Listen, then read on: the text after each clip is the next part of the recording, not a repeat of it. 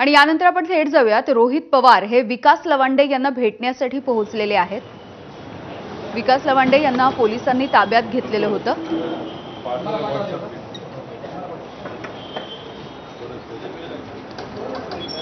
विकास लवांडे यांच्यावरती काही दिवसांपूर्वी शाईफेक झाल्याचं देखील प्रकरण आपल्याला माहिती आहे।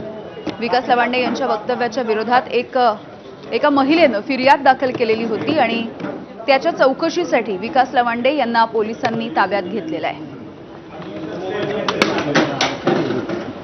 तर या संदर्भात काही वेळापूर्वी सुप्रिया सुळे यांनी देखील ट्विट करून आपला निषेध नोंदवलेला आहे आणि त्याच वेळेला सध्या रोहित पवार हे विकास लवांडे यांच्या सोबत पोलीस स्टेशनमध्ये हजर आहेत।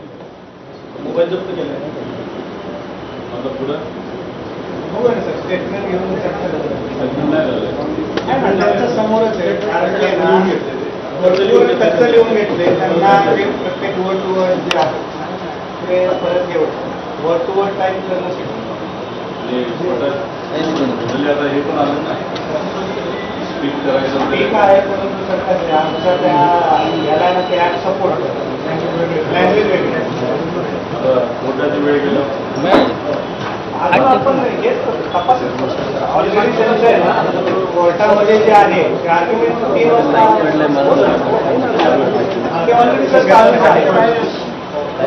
त्यांचा आर्ग्युमेंट वगैरे चालू आपण सुरुवातीला सकाळी करणार तपास काहीच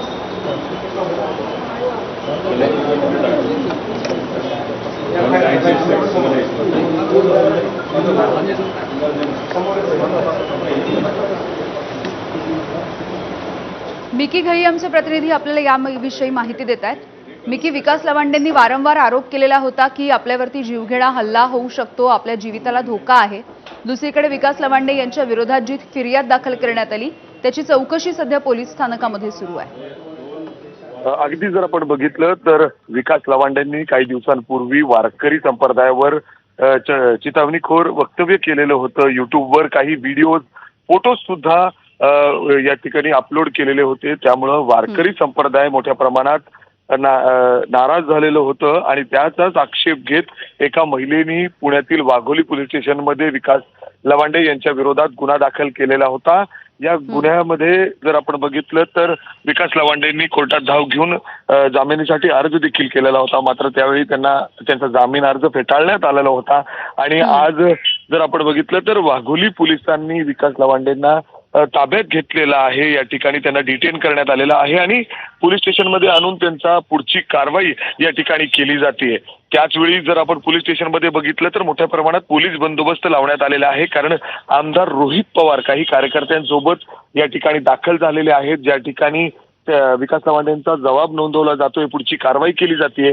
त्याच खोलीमध्ये स्वतः रोहित पवार देखील जाऊन बसलेले आहेत। नक्की पोलीस कुठली कारवाई करतायत, का ते अशा पद्धतीने थेट त्यांना कुठेही अटक करण्याचा अधिकार नसताना का त्यांना इथं बोलवण्यात आलंय, पुढची काय नक्की कलम या ठिकाणी लावण्यात आलेली आहेत, कशा पद्धतीने कारवाई होतीये।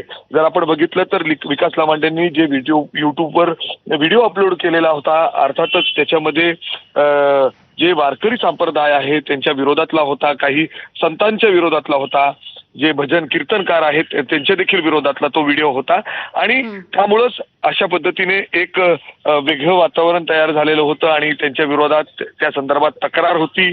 आपण बघितलं काही रोष देखील जे वारकरी संप्रदाय आहे काही दिवसांपूर्वी त्यांनी थेट त्यांच्यावर काळी शाई देखील टाकलेली होती आणि आता जर आपण बघितलं तर विकास लवांडेंना या ठिकाणी पोलीस स्टेशन वाघोली इथं आणण्यात आलेलं आहे आणि त्यांची बाजू ऐकून गेला आणि त्यांच्या सोबत या ठिकाणी रोहित पवार देखील पोहोचलेले आहेत आणि त्यामुळे काहीच तणावपूर्ण पोलीस स्टेशनमध्ये वातावरण दिसतोय।